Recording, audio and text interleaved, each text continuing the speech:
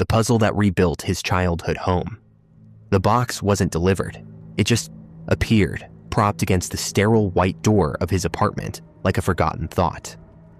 It was made of old, soft cardboard, the color of weak tea, its edges frayed and worn smooth by the passage of unknown hands.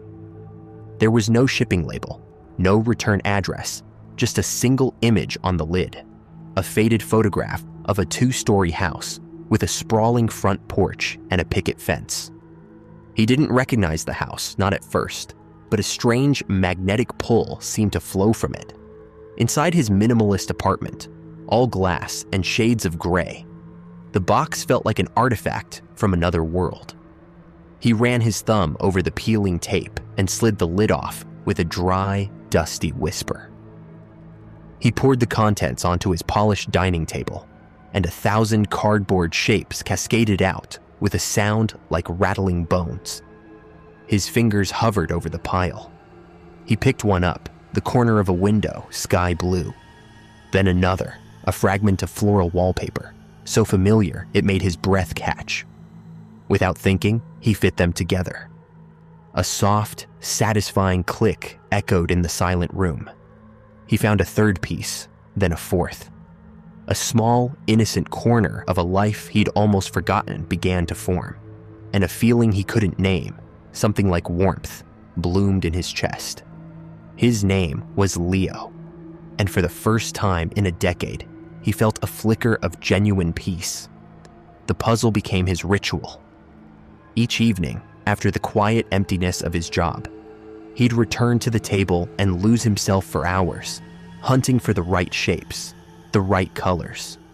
The first sections came together with a dreamy, easy logic. The picket fence, chipped and beautifully imperfect, took shape first. Then came the overgrown rose bushes his mother had loved, their paper blossoms a vibrant, impossible red against the faded cardboard. He was building more than just a picture. He was rebuilding a feeling. With each piece he connected, a ghost of a sensation returned. The phantom weight of a porch swing moving beneath him. The scent of cut grass on a summer afternoon. The specific slant of light that used to fall across the kitchen floor.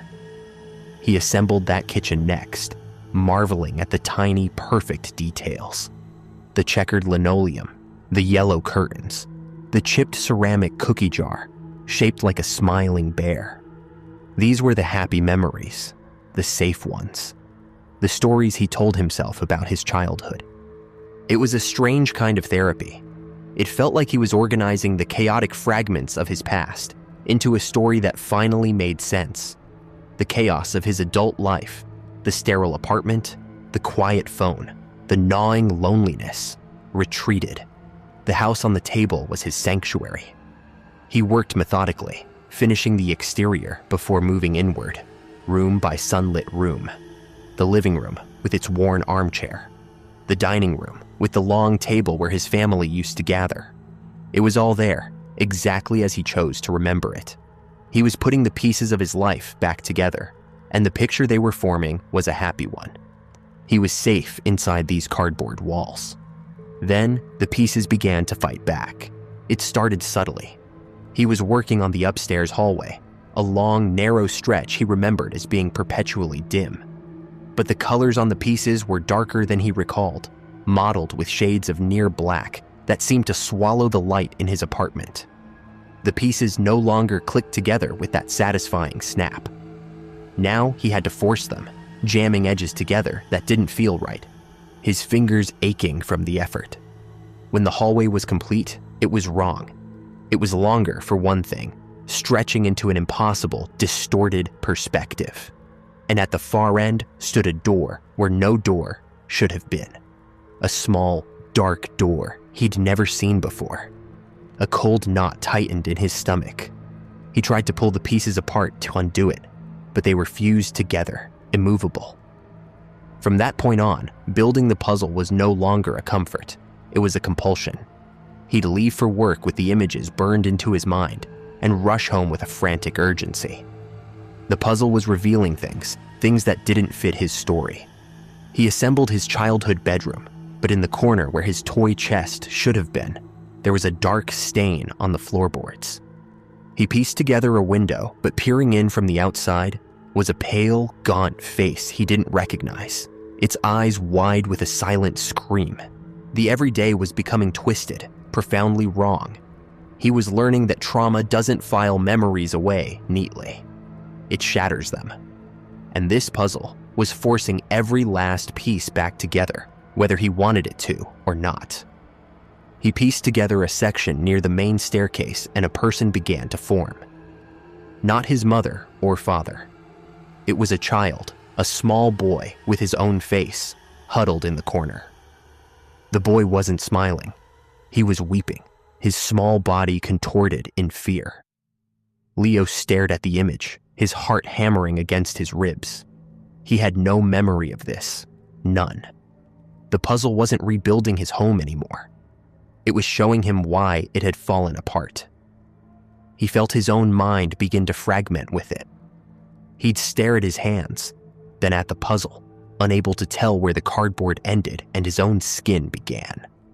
His carefully constructed reality was dissolving, piece by unsettling piece. He worked for 3 days straight, fueled by nothing but black coffee and a gnawing, terrifying dread. Sleep was impossible. When he closed his eyes, he saw the distorted hallway, the weeping boy, the pale face in the window. The apartment grew dark around him, but he didn't notice. His entire world had shrunk to the dimensions of the table. The image was nearly complete. The bright, sunny home from the first few days was gone, swallowed by a dark and chaotic interior. The picture was now a scene of utter disarray. An overturned table, a shattered lamp. The once cheerful floral wallpaper was torn, revealing dark plaster underneath. It wasn't just a messy room, it was the visual representation of a traumatic event, a desecration of the sanctuary he thought he'd been building. Only a small, empty space remained in the very center, the heart of the scene. 5 pieces were left on the table. He picked one up, his hand shaking so violently he could barely grasp it. It was the shape of a hand, fingers clenched into a fist. He slotted it into place. He picked up another, a shard of something broken, maybe a mirror. Click. Another was just a field of pure blackness. Click. Now the scene was clear. In the center of the ruined room stood a figure, a large, menacing shape looming over a much smaller, crumpled one on the floor. It was a monster, born of shadow and violence. The weeping boy, the source of the silent scream, the reason for the dark stains. The puzzle had led him here, to the epicenter of the trauma, a moment buried so deep it had been erased. The empty space was the monster's face.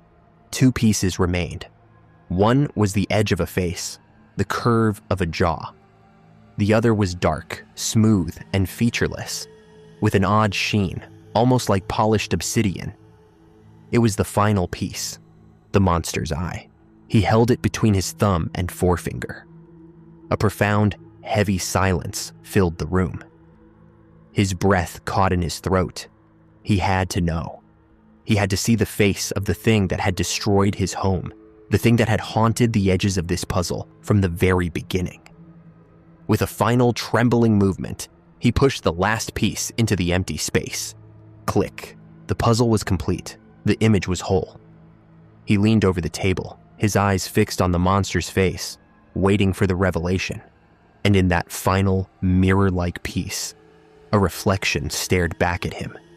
A face twisted in rage, in violence.